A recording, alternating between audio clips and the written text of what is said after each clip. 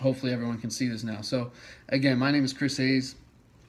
Thank you guys so much for from taking some time out of your evening to sit and hear me talk to you guys. But like I said, I'll roll through content and then we can open it up for discussion once we're through. So currently, I am a minor league performance coach with the Los Angeles Dodgers. I'm based here in Arizona at the minor league facility in Glendale.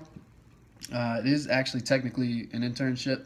What's cool about it is that they encouraged me from day one, really from the first phone interview, not to refer to myself as an intern or treat myself as an intern or think that way. They want me to think and act like a full time, which is great. So really, that's what I try to do. I don't really list intern on my my LinkedIn or anything like that.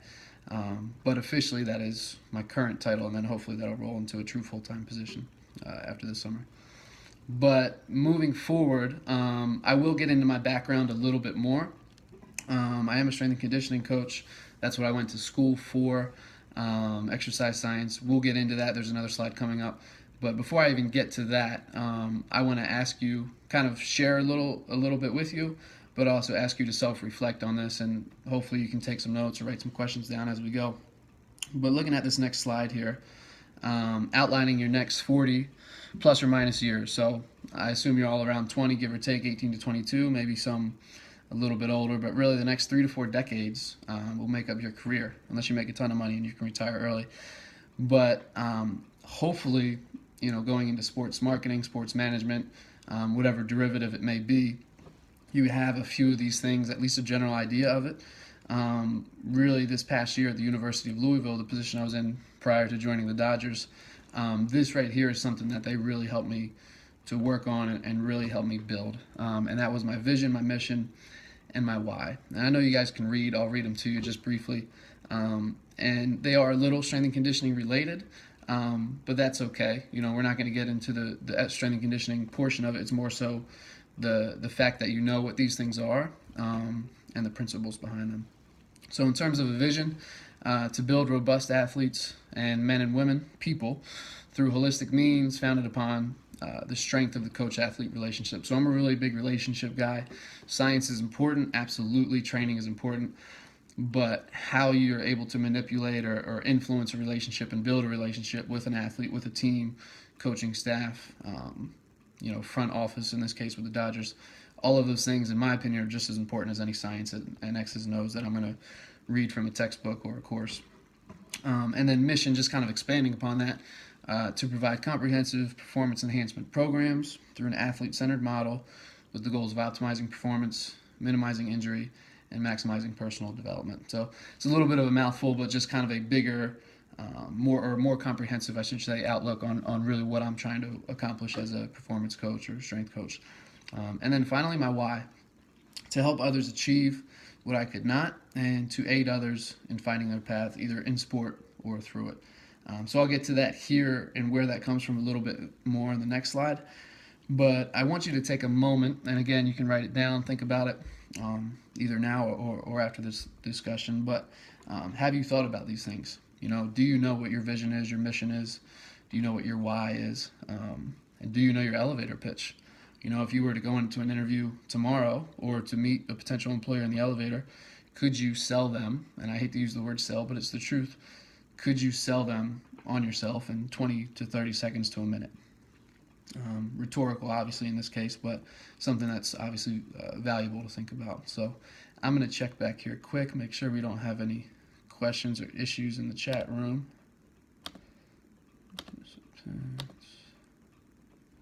If I can get there.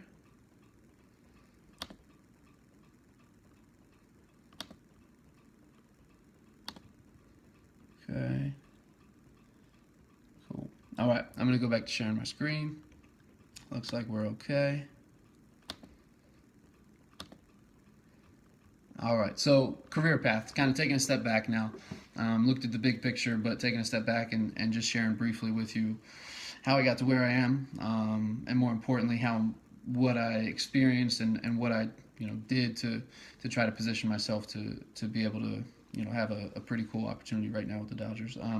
So Slippery Rock University, if you don't know, I threw a little teaser in the email there. If you actually read through that, I know it was long, but at Slippery Rock, I was a men's basketball player, started as a manager. My first year just wanted to be around the sport, walked on my sophomore year, became a co-captain junior, senior year. So that was a great leadership opportunity for me, and just to go through the grind, as we refer to it, of college athletics. Division II school, so not quite as elite as Division I, but still an awesome experience for me. Didn't play much, 12th man, kind of a player coach role, but that was great for preparing me for what I wanted to do as coach. I was also a CA or RA, so for 2 years, resident assistant, community assistant. Helped pay the bills for sure, but also good leadership experience there. Having to, you know, kind of keep in check students that were the same age as me, if not older. So that was a good experience. Did various internships, volunteer internships at private facilities in the area. Had plenty of fun. I wanted to note that because I think that's important, and whatever you define as fun, obviously is up to you and it's fine. But I did have my certainly my fair share of fun on Fridays, Saturdays, and sometimes Thursdays. And I think all that is okay as long as you keep it in perspective and you're able to get done what you need to get done during the week with school and everything else. And then if you can let loose a little bit and take care of business in a, without getting into trouble, that's perfectly fine, in my opinion. But then also there, as I mentioned in the email, I did work part-time as well my senior year as a pizza boy. That's actually where I met Dr. Mike. It's weird to call him Dr. Mike now. He's just Mike to me.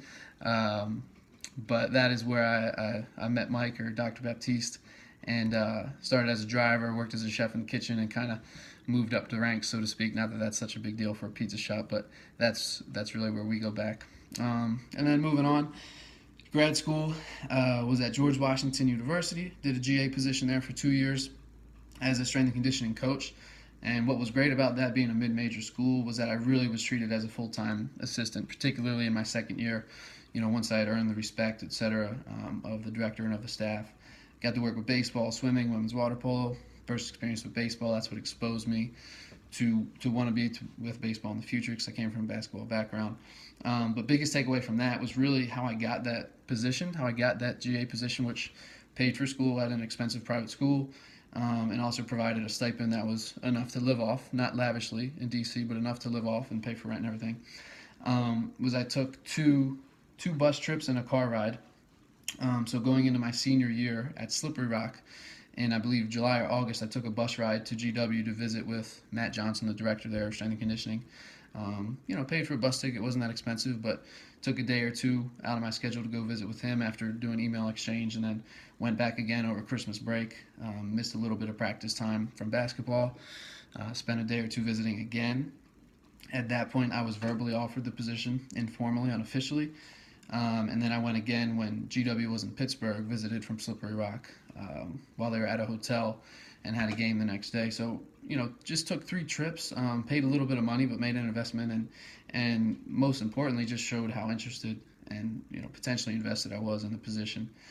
More than a resume and a piece of paper with certifications and all that. That stuff is important, and we'll get to that more, but that was really what gave me that opportunity. And then most recently, University of Louisville, I was there this past year. Was supposed to be an 11, 12-month position. Did end up leaving a little bit early to come to the Dodgers. Unfortunately, that's kind of the nature of getting into pro baseball from the college sector. But I was there. That was a very challenging position, the most challenging position that I've been in my whole career. Not that my career's been that long. But that exposed me to a lot of things from a technology standpoint, resource standpoint, being a Power 5 conference, ACC, and with the background that Louisville has, it was certainly a tough year in some aspects, but being on the Olympic side of strength and conditioning, I was exposed to a lot of good things and good coaches. And then that brings me to LA. I'll kind of get to how I earned this position, or how I got the opportunity to earn this position, in another slide or two. But currently I'm a performance coach, officially an intern. I'll be here at least through the summer. And then hopefully, if all goes well, they like me, and there's an opportunity, I will be hopefully kept on full-time and work up the ranks and go from there. I'm going to check back quickly, pause the screen share, and make sure we don't have any issues here. Again, if you logged in recently, just go ahead and type in your first and last name in that chat box. Doesn't look like we have any questions yet. We can cover all that stuff at the end. All right, I'll get back to the presentation. All right, so this was actually a template. This PowerPoint that I'm using was a template from Google Slides or Google Presentations, and it had a skills and expertise slide. I do think I have skills, tangible and intangible. Hopefully, everyone does.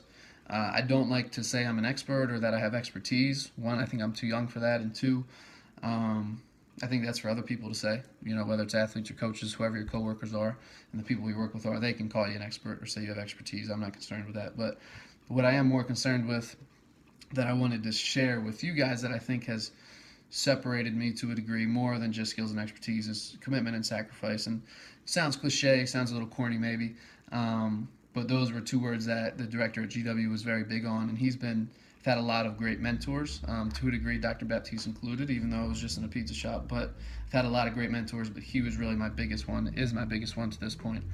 And so what that means for me, and my experiences thus far, commitment and sacrifice, was just a lot of investment, both time, money, personal, and social health at some points. I'll get to all that a little bit here, but volunteer internships, I did 4 to 5 in undergrad between private facilities, helping with the women's basketball team, even helping with the men's team a little bit while I was there because we didn't have a strength coach at Slippery Rock, being a D2 state school. But spending some gas money, maybe not going out on a Thursday night because I had a Friday morning internship. Particularly, I remember that my senior year. So making sacrifices there to build my expertise, quote unquote, but also begin to build a network and prepare myself for the next step after school. Part-time jobs, I did the pizza boy gig. I actually had worked at Domino's this past year at Louisville as well on the weekends, which was tough, going from a 5-6 day work week at Louisville and then doing pizza shifts Friday, Saturday, Sunday night, but needed it just to make a little extra money to get by. So things like that. And then expenses versus investments. You can look at continuing education, conferences, seminars, etc., as an expense, which they are. They cost money for sure. But I've always tried to look at that stuff as an investment, right? Like you put money into a Roth IRA or a savings account or whatever investment you want to put money into, and hopefully, if all goes well, it pays off and you earn great dividends from that exponentially. And I look at continuing ed and networking the same way. So site visits, conferences, seminars, etc. Took out some loans that I didn't have to take out. I'll get to that in the next slide. But just things of that nature is being proactive and looking forward to what type of investments you can make now as an undergrad to set yourself up, whether it be for grad school or a big internship or big job moving forward. And then personal and social life balance. And I use the word balance cautiously because there may not always be a balance. I know in my field in particular, perhaps in you guys' potential fields as well, particularly for college or pro athletics. I know that's a challenge, right? Is there may be a lot of hours, there may be travel, there may be 7-day work week, so you may not always have a good work-life balance. It's more of a work-life rhythm. One might be high, one might be low, but hopefully you can fluctuate it back. And I won't get into super details, but I did have a long-term girlfriend that I lost in part because I wasn't able to maintain a good balance while I was in grad school at GW with school and work, and then giving her the right amount of time. And I also struggled with my health a little bit at the end of my first year at GW just because I wasn't taking care of myself. So just taking all of that into perspective and, not saying woe is me or anything like that, but kind of figuring out along the way how much you want to invest into your career, whether you just want it to be a job, whether you want it to be a career, or whether you want it to be a lifestyle, right? Like a 24/7 live and breathe thing, because those are 3 very different things. None of them are wrong, but those are just things to think about, as you go through your undergrad career. So moving forward and kind of continuing on that a little bit, preparing for the next step. And I think this is probably the most important slide. And again, I'm young. I'm only 25.